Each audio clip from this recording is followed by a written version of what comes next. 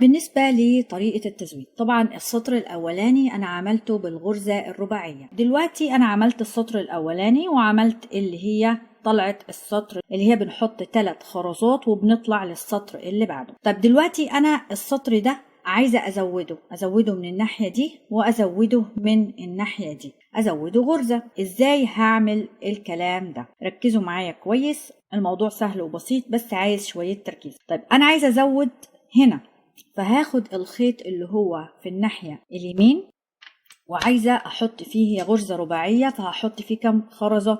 يبقى 4 خرزات. لو خماسية يبقى 5، لو سداسية يبقى 6، لو سباعية يبقى 7. يبقى أنا دلوقتي عشان هي غرزة رباعية فهحط 4 خرزات مرة واحدة.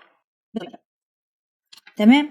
بعد ما دخلت ال4 خرزات زي ما انتوا شايفينها اهو، هرجع ال3 خرزات دول كده مش عايزاهم، وهمسك الخرزة دي شايفينها اللي هي الخرزة اللي هي الأولانية اللي أنا دخلتها. هعمل إيه؟ هقوم أجيب الخيط نفسه، هو نفس الخيط اليمين اللي أنا دخلت فيه الخرز، وهاجي في الخرزة دي من تحت كده لفوق.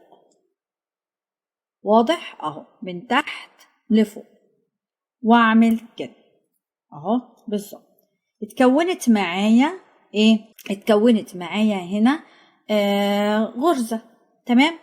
أهي هتجيبوا الخيط كده.